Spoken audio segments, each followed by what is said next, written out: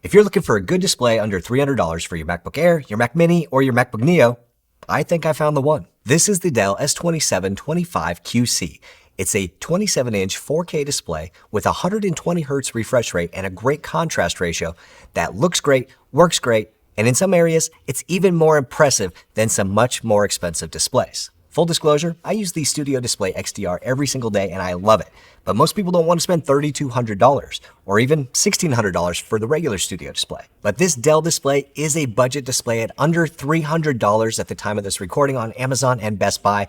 And for $300, it is a freaking deal. That's not to say that everything is perfect about this display, but let's go through it and see what you think. Let's start with the design. And it's all plastic, and there's no way to get around that on a $300 display. But it looks good, sleek, modern. Around the display is a slim, clean, modern bezel look that should be the standard for all displays in 2026. The bottom of the stand is clean and white and minimal, and there's no specs or logos on it. And that goes for the back of the display as well, which is mostly white with the Dell logo at the top. The stand is fully adjustable with the usual height adjustment, pan left and right, and tilt, and you can actually fully rotate it all the way to 90 degrees. The stand does look good, but it is a stand on a $300 display, so it's not the most stable. There is some wobble associated with the stand. It moves quite a bit if you have any motion or vibrations on the desk. However, it is VESA mount compatible, so if you prefer an arm or a more stable stand, you can always add that later. When it comes to connectivity on this display, it might be limited for some people, but it does have HDMI and USB-C. On the bottom, you'll find that USB-C port that does handle DisplayPort through a single cable connection.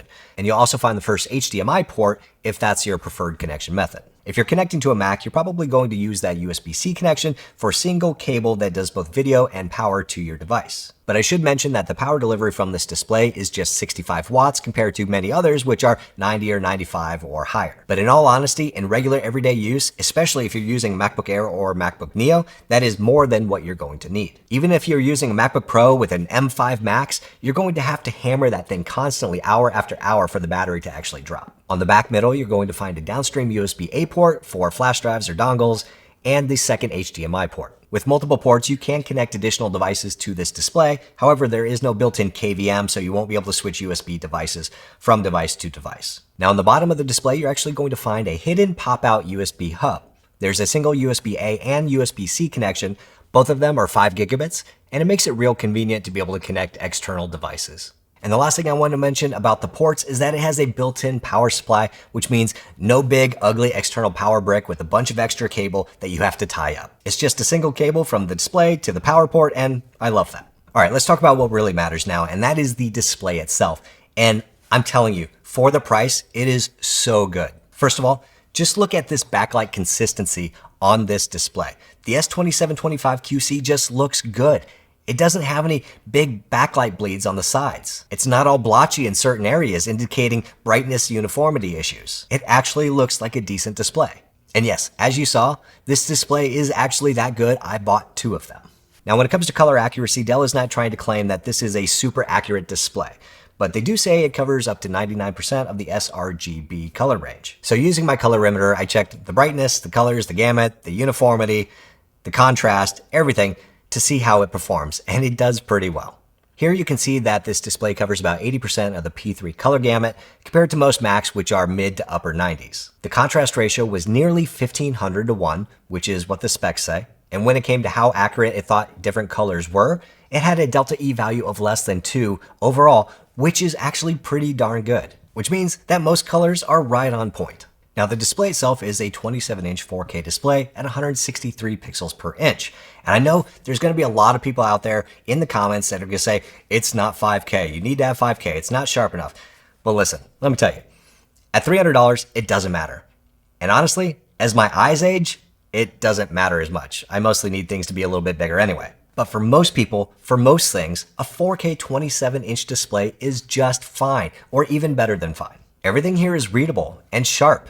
And I don't see any issues with aliasing, and that's because Apple's just doubling the 1080p resolution all the way up to 4K, so everything's pixel doubled, just like Retina devices, even if the pixels are a little bit bigger than what you'll find on 5K displays. One of the big surprises about this display at the price range is that it does have a 120Hz refresh rate. That means that everything you do on this display should feel smoother. When I'm just moving this window around the display, you can see that the display that's 120 Hz is smoother than the display is at 60 Hz. And that also comes into play when you're scrolling text. Say you're scrolling down a website, reading an article. As you're moving the display or as you're scrolling, everything's going to be a little bit clearer on the 120 Hz display versus 60 Hz. Of course, one of the biggest reasons for a high refresh rate display is for gaming. And if you're gaming on your Mac, then you can actually take advantage of a higher refresh rate on this desktop display that, again, I'm sorry, I can't stop saying it, costs under $300. Next up, watching content or movies on this display is pretty darn good as well. With the 1500:1 contrast ratio and the uniformity and brightness consistency that I showed you earlier, movies look fantastic on this device. One of the issues I had with more expensive displays is that the backlights and the consistency were just bad on the panel, and when you watched letterbox movies, you could clearly see weird artifacts on the top and the bottom because it just wasn't a straight black. With the S2725QC, I can watch a movie on this display without being distracted by weird artifacts on the top and bottom. One thing I forgot to mention is the brightness of the display, which Dell says gets up to 350 nits.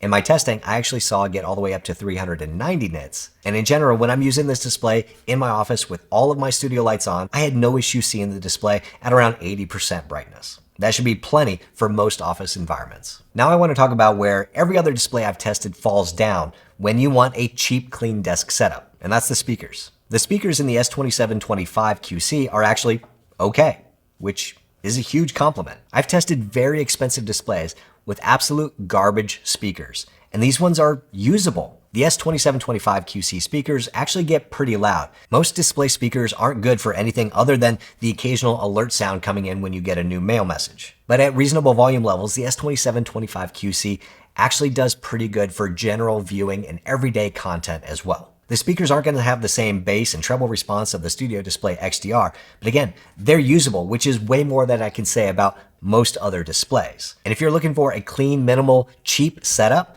then you can actually use these speakers for some time. And if you decide they're not worth it, then you can always just get a pair of external speakers to go with it. Controlling the display brightness and the speakers using the joystick on the back of the display kind of sucks. Luckily, there are some third-party utilities that allow you to control the brightness and the volume from your Mac keyboard. And I think I've tried them all, and the easiest one to use is DisplayBuddy. DisplayBuddy is not a sponsor, but I have personally bought a license because I find it easier to use than the other options out there. With DisplayBuddy installed and configured, you can actually control the brightness and the volume using the menu bar item up at the top of the display. But the best part is that you can actually use the keys on your built-in Mac keyboard to get a more native experience. Using the keys to adjust the brightness on the display works perfectly. You get everything from 0 to 100% on the display in 5% increments. The keys on the keyboard will also adjust the volume from 0 to 100% in 5% increments. The problem with that is that the speakers on the Dell display at 5% are too loud. So using this SPL meter, I can kind of show you what it looks like. My office with no sound is around 45 to 55 dB. When I play this pink noise at the minimum volume from the keyboard at 5%, the SPL meter is reading 70 dB, which is actually pretty loud. At 50% volume, we reach 83 decibels, and at 100% volume, we are at 88 decibels. Just for comparison, my Studio Display XDR at one tap above 0 is at 58 decibels, which is a nice, comfortable, soft listening volume. At 50%, it's at 71 dB, and at 100%, it reaches 85 dB. Now, when using the built-in Mac speakers or speakers on an Apple display, using Option Shift and changing the volume will give you more fine-grained control. You can go more than 5 or 12% at a time. However, for some reason, it does not work when using DisplayBuddy and this Dell display. So if you want to get below 5% for a slightly lower listening volume on the S2725QC, you're going to have to use the menu item for DisplayBuddy and bring that down to 1 or 2%, or use the joystick on the back of the display. So that's the Dell S2725QC. And overall, it's a great display at a price I don't think you can beat. It's got 4K resolution, 120 Hz high refresh rate, high contrast, backlight consistency, and usable speakers beyond much more expensive displays I've tried. It has everything I think you want in a budget display. And beyond some small nitpicks, I have no issues recommending this display to anyone with a Mac Mini, a MacBook Air, a MacBook Neo, or it's really great for any Mac when you want to spend under $300 for a display. So, what questions do you have about the S2725QC? Let me know in the comments down below. Now, I know some of you are 5K diehards and you have to have 5K or really want 5K and don't like 4K for some reason. Well, I got some 5K options for you right over here. Check them out. Hit the thumbs up button if you liked it, hit subscribe if you want, and I'll see you next time.